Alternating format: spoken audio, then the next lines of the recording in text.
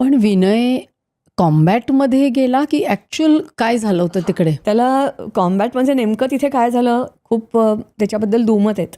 कारण ही बातमी भारतात कळायच्या अगोदर सौदी अरेबियामध्ये कळली, एक्झॅक्ट कुठे म्हणजे ते झालं? दुबईमध्ये घडली. एक्झॅक्टली जागा आपल्यालाही सांगता येणार नाही, पण it was in the Kashmir. त्याची बॉडी तिथून श्रीनगरला आणेपर्यंत 24 तास मोडले. इतकी ती जागा दूर होती म्हणा किंवा आणखीन काही असेल म्हणा, हेलिकॉप्टर पडलं काही का असेना, पण त्याला तिथे गनशॉट पण नाही म्हणत, लांब रेंजवरून जी येणारी. पंजाबमध्ये जी बातमी पोचली ती आणखीन वेगळी होती. ते आमच्यासमोर जे पंजाबी राहतात ते सांगत होते की अभी चंदीगड यहाँ पे ढेर के ढेर लगे हुए है. मग ते पण सत्य मानायचं, कारण ते समोरून सांगतायत ना आपल्याला. जी बॉडी विनयला घेऊन आली तीच त्याच्यामध्ये आणखीन एक बॉडी होती. It went to Bangalore. पण बँगलोरमध्ये मुंबई खूप वेगळी आहे. म्हणजे आपण म्हणतो ना शिवाजी महाराजांचा वारसा अजून आहे, पण बँगलोरला ती बॉडी गेली, कोणाची होती काय होती माझ्या बहिणीला कधीच काही कळलं नाही. म्हणजे सो सिक्रेटिव्ह गव्हर्नमेंट त्यावेळेला आपलं होतं. त्यामुळे नक्की काय झालं असेल एक्झॅक्टली, फक्त मी एवढंच म्हटलं की तो म्हणजे डेथ सर्टिफिकेटवर जे दिलेलं असतं कारण बॅटल कॅज्युअलिटी असं त्याच्यात, म्हणजे याचा आता काही ना काहीतरी चकमक घडली आणि काय घडली कशी घडली डिटेल्स आणि मला विचारावंसंही वाटत नाही. I lost my son, that is the only thing. And he went for the good cause, that is another thing. पण म्हणजे तेव्हा ॲक्च्युअल युद्ध चालू होतं, चकमकी चालू होत्या. हां, आत्ता जसं म्हणजे मधल्या काळामध्ये स्टोन पेल्टिंग झालं, आता आणखीन काही झालं, त्याच्यापेक्षा पहिलं व्हर्जन होतं ते. पण सुरूच होतं ना, ते रोजच्या रोज सुरूच होतं. फक्त गव्हर्नमेंटच्या लेव्हलवर मान्य करत नव्हतं. अपोजिशन आवाज तेव्हाही उठवत होतं. आणि मी तुला म्हटलं तसं की तो बघत होता हे सगळं रोज घडताना. पण मग तो म्हणजे त्याला जे वीरमरण प्राप्त झालं ते म्हणजे आपल्या भारताच्या हद्दीतच झालं की भारताच्या हद्दीत झालं? भारताच्या हद्दीत झालं. आणि मग तिकडे डेन्स फॉरेस्ट आहे आणि काश्मीर, आपण जे काश्मीर बघायला जातो ना, काय म्हणूया आपण टुरिस्ट म्हणून किंवा काय म्हणून, ते सगळं वेगळं असतं. ॲक्च्युअली जे काश्मीर आहे ते टोटली खूप जंगलं आणि तिथली माणसं म्हणजे अनबिलिव्हेबल कोणत्या अर्थी म्हणते मी की त्यांच्यावर विश्वास कधीच ठेवू नये. It is a reality. त्यामुळे खूप सगळं अनंतनाग आणि कुपवाडा हा जो भाग आहे ना, तो सगळा म्हणजे पूर्वी तर तो प्रो पाकिस्तानच होता, अजूनही तसंच आहे. त्याच्यात आता काही फरक पडला असला 370, पण मला त्याच्यावर विश्वास नाही. पण असाच सगळा भाग आहे तो.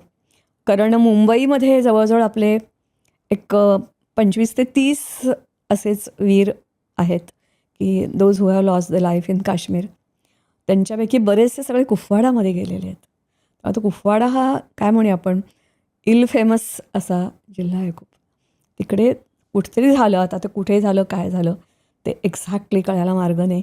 आणि ते फक्त ते ह्याच्यात सांगतात की एक आपला करगिलचा परमवीर चक्र विजेता मनोज पांडे, त्याचे आईवडील म्हणाले मला ती जागा बघायची, दाखवली. पण अजूनपर्यंत माझ्या रिअल लाईफमध्ये मी असं कोणाला भेटलेली नाही आहे की त्याने ती जागा बघितली वगैरे असं.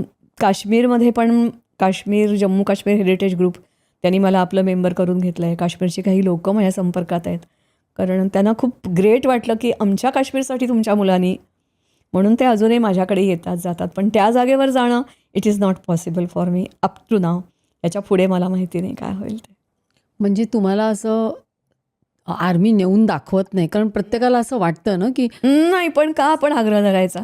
कारण द नेशन इज ऑलवेज तुमचं, आपण म्हणतो ना राष्ट्रप्रथम.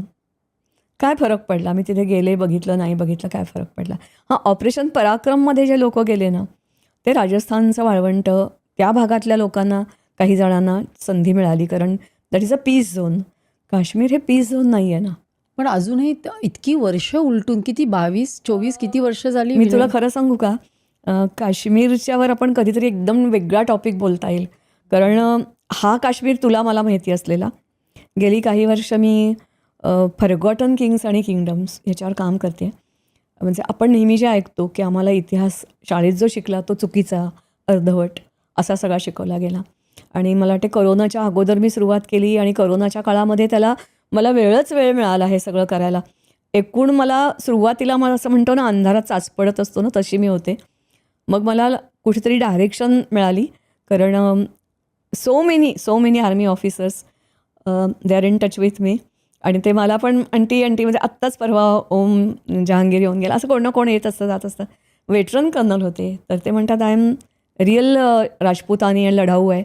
तर त्यांनी मला मग काही नावं दिली आणि तो जो माझा प्रवास सुरू झाला आणि त्याच्यामधून मी जो काश्मीरचा इतिहास शिकले ना, तो टोटली वेगळा आहे.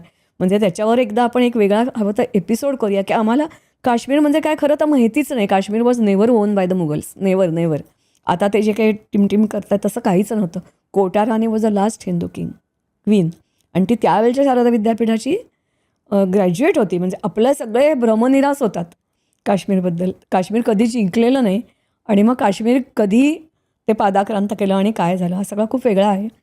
पण काश्मीर तसं नाही आहे. काश्मीर सगळे जे घुसखोर आज जे आहे ना, ते काश्मीरीमध्ये घुसखोरी तेव्हापासून सुरू झालेली आहे आणि सगळे इथे आश्रयाला आलेले त्यांनी काश्मीर बळकावलेलं आहे. आणि आत्ता जे आपण ऐकतो तनसेझुजा, त्या काळापासून ती लोकं ऐकत आहेत. एकतर इथे राहायचं असेल तर कन्व्हर्ट व्हा, नाहीतर मरायला तयार व्हा किंवा व्हॅली सोडून जा. हे 3 ऑप्शन आत्तापासून नव्हे, हे जवळजवळ 1300, 1400 तेव्हापासूनचं हे सुरू आहे. आता खूप वेगळं आहे. आपण त्याच्यावर कधीतरी मागवून बोलूया. ही क्लिप शेवटपर्यंत बघितल्याबद्दल खूप खूप धन्यवाद. संपूर्ण एपिसोड बघण्यासाठी खाली दिलेल्या लिंकवर क्लिक करा आणि सर्व काही चॅनलला सबस्क्राईब करायला विसरू नका.